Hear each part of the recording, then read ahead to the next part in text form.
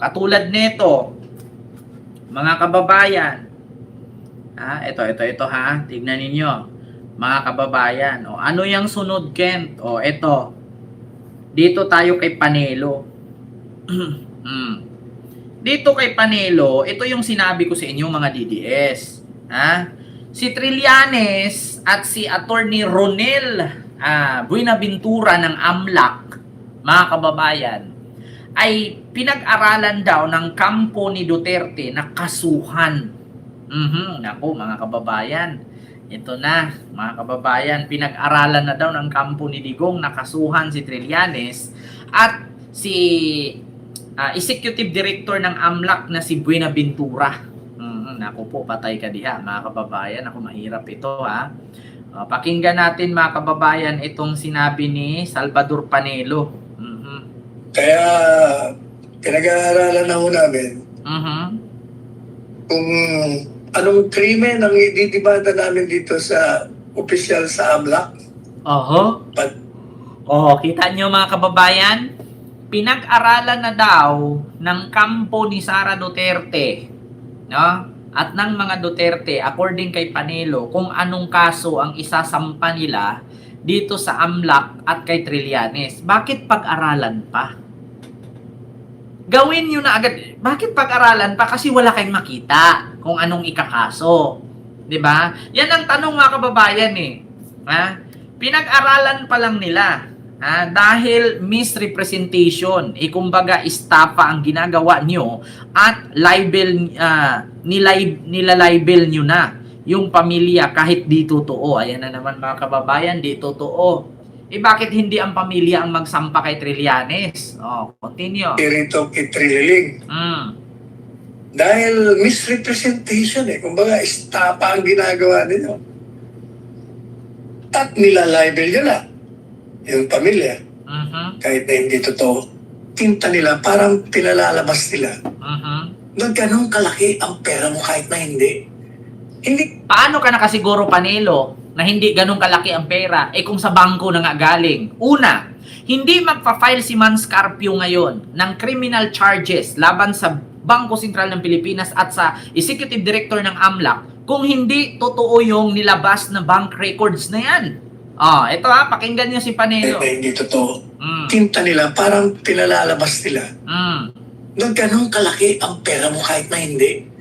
Hindi nila pinaliliwanag yung pinaliliwanag ko sa inyo ngayon.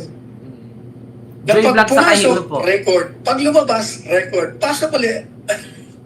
Kita, ganun. Kaya abot talaga sa 10 taon. Yung 10 milyon mo, sa 10 taon baka umabot na ng bilyon yun.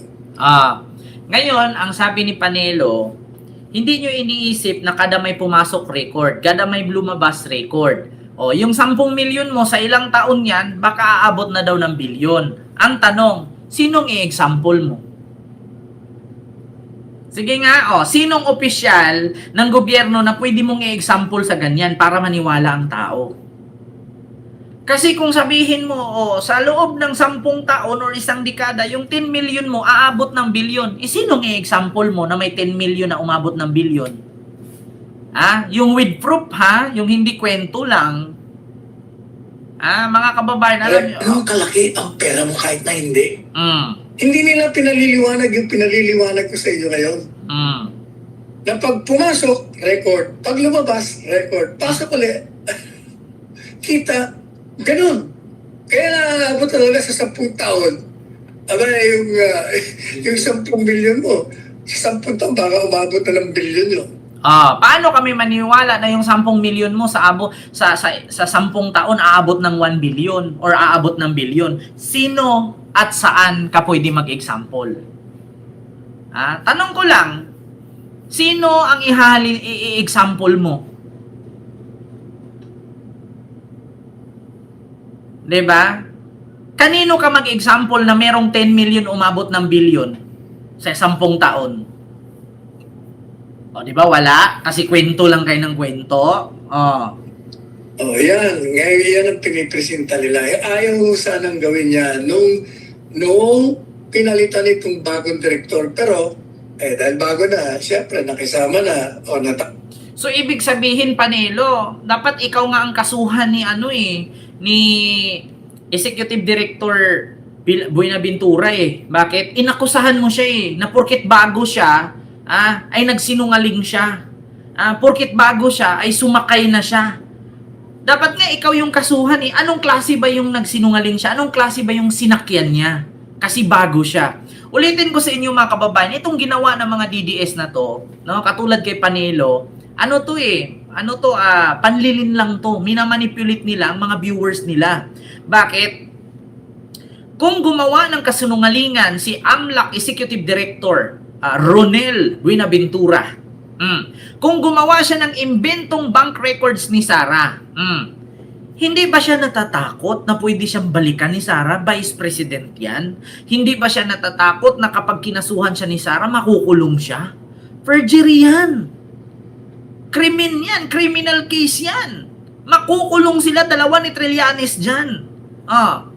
Hindi ba niya iniisip ni Panelo to na hindi porket bago itong executive director in-appoint ay maglabas siya ng peke?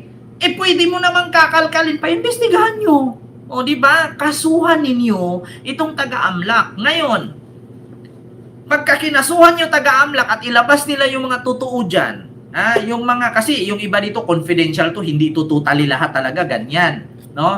Example lang yan. Paano kung yung buo talaga at simula nung dineposit sa ang lugar, sino ang tumanggap, sino ang nag-deposit, tapos iimbestigahan ng AMLAC ngayon yung mga CCTV kung sinong nagdala, saan dinala, magkano ang laman, magkano ang dineposit. Dahil ba nabisto si Sara na 2019 wala siyang pera hanggang 2024? Nilagay kasi ni Sara, mga kababayan, sa kanyang SALN 2019 hanggang 2024 wala siyang pera. Pero nang nilabas na ng AMLAC noong 2019 hanggang 2024, milyon-milyon po ang pera, halos kalahating milyon ang pumapasok, halos bilyon. Nabisto kasi. Kaya nabisto, kakasuhan ninyo. Kaya nabisto, sasabihin nyo bago lang. Mahirap ba? Masakit ba pag nalaman ng taong bayan yung pagnanakaw ninyo? Biruin nyo, nilalagay ninyo 2019, wala kang pera, wala kang diniposit. Ending nung nilabas ng AMLAC, milyon-milyon, 80 million, 60 million, 40 million, 7 million, 10 million. Meron pang 4 million dun eh. Ipinasok. Pero ang nakatatak sa kanyang SALN 2019 hanggang 2024, wala. Diba?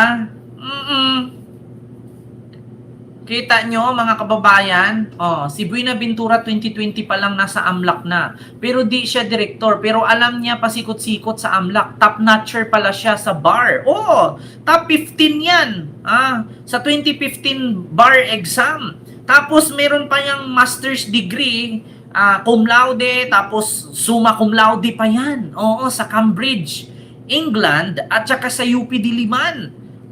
At saka, do you think itong si Ronel Buenaventura magiging executive director agad to ng AMLAC kung hindi siya dumaan sa pagiging tagawalis ng sahig? Ito, example ko sa inyo, mga kababayan. Bagong appoint lang daw itong si Rodel, Attorney Rodel Buenaventura, o Ronel Buenaventura. Bagong appoint lang daw. Tanong ko lang, pumasok ako sa salon. Unang trabaho ko sa salon, tagawalis. Sa sobrang tagal ko sa pagwawalis, trinay kong mag-shampoo. So na-promote ako sa loob ng ilang taon, taga-shampoo na ako, hindi na ako tagawalis. Sa loob ng another 5 taon or ilang taon, nagkukulay na ako, nag-a-apply na ako ng color sa buhok, nag-reband na ako. So, hindi na ako taga-shampoo, taga-reband na ako, taga-kulay.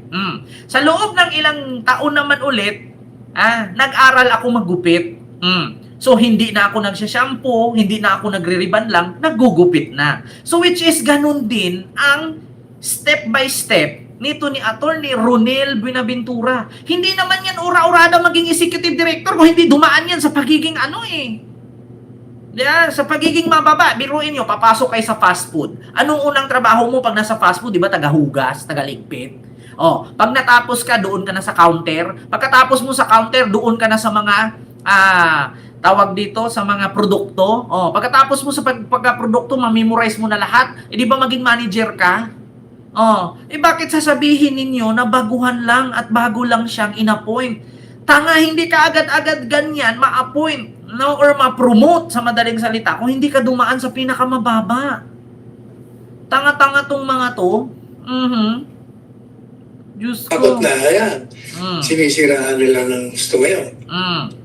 Kaya, pinag-aaralan na ho namin kung anong krimen ang ididibada namin dito sa opisyal sa AMLAC, pati rito kay Trililing. Dahil misrepresentation kumbaga estapa ang ginagawa ninyo. Paano naging misrepresentation yun? Ang aligasyon ni Trillanes, bilyon-bilyon ang pera ni Sara at ni Manscarpio. Saang ahensya ba lalapit ang Kongreso para mabuksan yan? Hindi naman po pwede sa NBI sila lalapit para bubuksan ng NBI. Wala po. Ang tanging ahensya lang po na makapagbukas ng mga bank account na yan sa aligasyon ni Trillanes at sa complaint sa impeachment ni Sara ay ang AMLAC. Abogado ka ba talaga, Panelo? Sa lahat ng ahensya na makapagbukas ng mga bank records na yan ay AMLAC lang. Usaping pera, AMLAC. Usaping ari-arian, AMLAC. Hindi naman yan usaping kabit Kasi kung usaping kabit yan, edi doon siya sa legal. Di ba? Doon siya sa bawsi. Doon siya sa mga abogado na may patungkol sa bawsi. Kasi usaping kabit. Kung usaping yaman, usaping pera, AMLAC yan. Tanga-tanga. Kung ang AMLAC para walang karapatan, kung ang AMLAC pala walang karapatang magkalkal, ibig sabihin, bakit pa nagtayo ng AMLAC dyan? Di ba? Bakit gumawa pa ang gobyerno ng ahensya na tinatawag nilang Anti-Money Laundering Council? Kung wala palang kakayahan ng AMLAC na kakalkalin yung mga ikinumplain patungkol or laban kay Sara. AMLAC lang po ang may kapangyarihan na magkalkal niyan. Hindi naman po pwede na lalapit ang Congress, lalapit si Luistro doon sa CIDJ. Hindi po pwede na lalapit si Luistro doon sa DOJ. Ang tanging bukod niyang lapitan ay AMLAC. AMLAC lang ang may karapatan yan. Ngayon na nilabas ng AMLAC, sabihin ninyo misrepresentation. Tanga lang. Diba? Diyos mio Marimar. At nilalibel yan yung pamilya. Nilalibel nila yung pamilya. Kung nilalibel pala, bakit hindi magsampa ng kaso yung pamilya kay Trillanes? Hindi po libel ang AMLAC, walang kinalaman sa libel dyan. Si Trillanes po ang naglabas ng issue na yan na tumanggap sila ng pera mula sa drug lord. So bakit ang AMLAC idadamay ninyo? Bakit? Dahil ba nabuksan ng AMLAC? Diba? Dahil ba nagtugma ang aligasyon ni Trillanes sa nilabas ng AMLAC? Kung nilibel nila ang pamilyang Duterte, bakit hindi ang pamilyang Duterte ang magkaso kay Trillanes? Di ba hinamo na nga sila ni Trillanes na sampahan or pilahan si Trillanes ng sandamakmak na kaso kung nagsisinungaling siya? Diba? Tapos anong sagot ni Baste? Makipagbarilan. Ang kaso, ang hamon ni Trillanes, kasuhan siya. Ang sagot ni Baste, makipagbarilan, tanga lang. Hindi totoo. Iyan ang katotohanan dyan. Kaya wag ho kayo magpapapaliwa. Ayan Special sa AMLAC. Pati rito kay Trililing. Dahil misrepresentation kumbaga estapa ang ginagawa ninyo. At nilalibel yun yung pamilya. Kahit na hindi totoo. Iyan ang katotohanan dyan. Inistapa daw ang pamilya, nilibel daw ang pamilya kahit hindi totoo. Paano ka nakasiguro? Kaya nga tanong ko kay Panelo, maglabas ka ng example.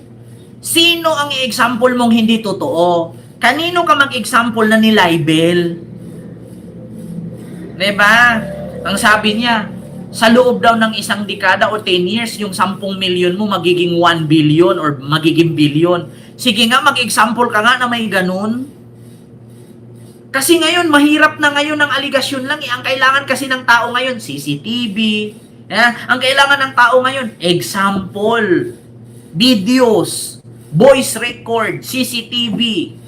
Yan ang kailangan ng tao, hindi yung idiin mo lang kwento ka lang ng kwento, tapos magbitbit ka ng sangkaterbang witness, manalo na. Ngayon kasi iba na, Panelo. Iba yung patakaran sa korte noon at patakaran ng korte ngayon. Sabi nga ni Attorney Palad, abogado ni Ramil, noon, nung unang pag-take niya ng bar at naging lawyer siya, ang sabi ni Attorney Palad, noon, kapag ka may binarel, walang picture, walang video, walang camera. Tanging sulat kamay lang at may witness, okay na. Pero ngayon, hindi po pwede. Biruin nyo ang ginawa ni Ramil Madriaga, sabi niya, nakausap si Sara, hindi naniniwala ang mga DDS. Kasi saan daw ang pruweba? Naglabas ng video call video, naglabas ng video call picture, sasabihin na naman nila AI. Diba?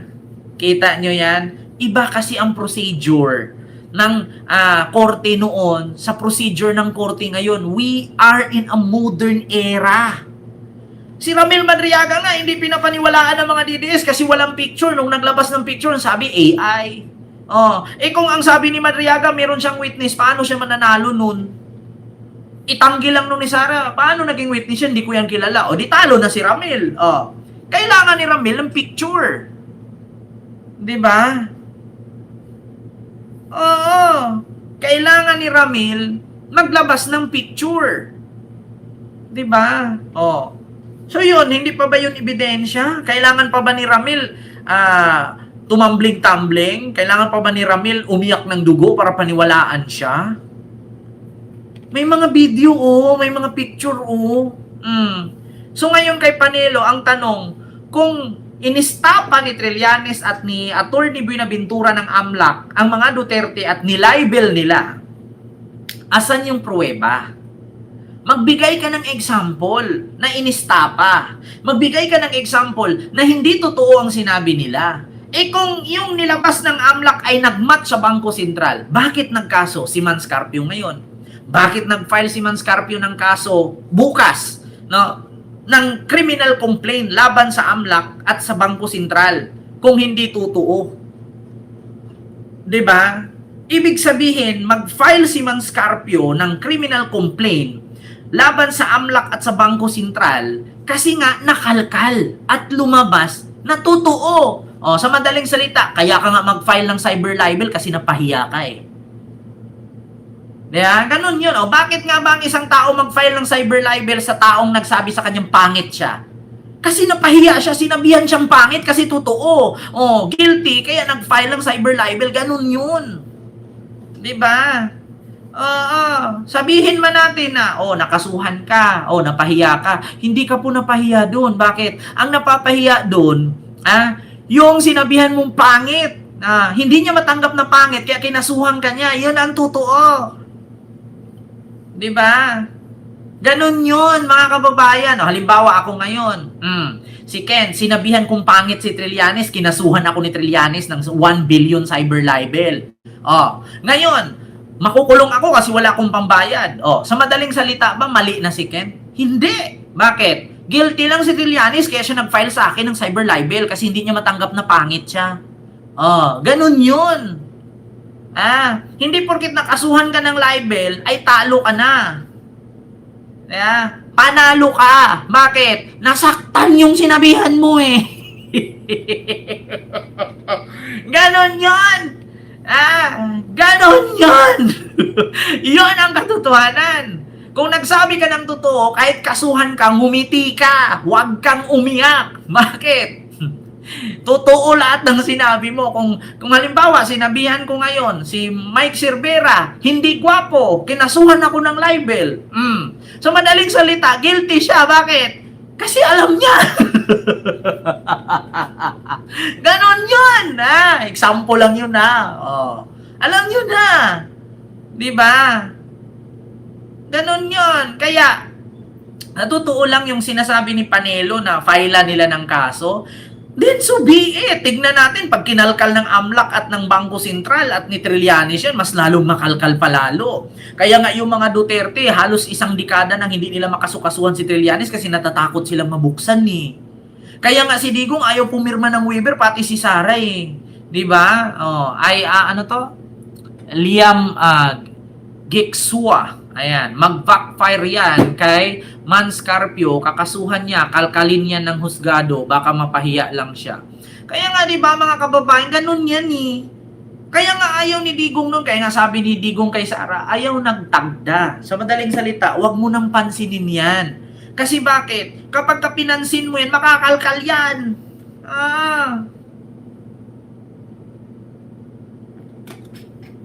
Kapag pinatulan mo yan si Trillanes,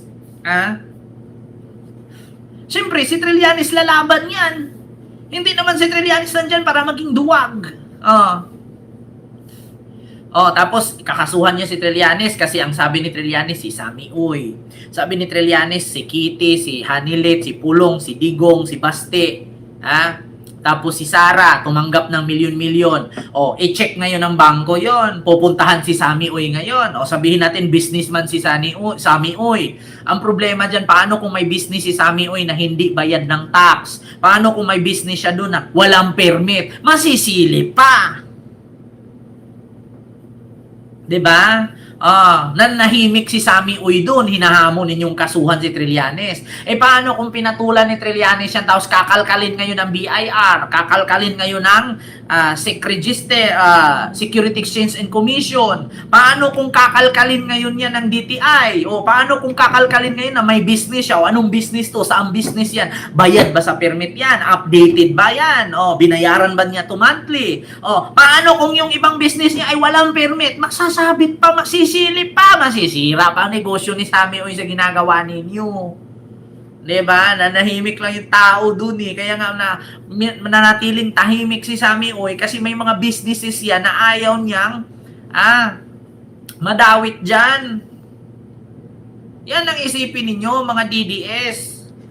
Minamanipulate nyo yung mga bobong viewers nyo eh. Paano ngayon kung pinatulan nga naman ni Trillanes at sinabi ni Trillanes, sige, magkaso kayo. Ngayon, sige, kakalkalin natin. Paano kung pagkalkal dyan, may masili pa, magugulat tayo. Magugulat tayo na ang issue lang naman ninyo ay about sa droga, tapos may masilip tayo dyan, hindi lang pala droga. Baka may mga smuggling pa. Di mas lalong nadagdagan pa yung issue. Tapos ngayon, pagtanong dyan, yung birth certificate ni Sammy Uy, baka sisilipin pa yan. Kung naalala nyo, sa Zamboanga, Sibugay, maraming Chinese national na nangunguha ng, naalala nyo sa balita, kaganina na panood ko, may Chinese national doon na nagpapakilalang Pilipino. Meron siyang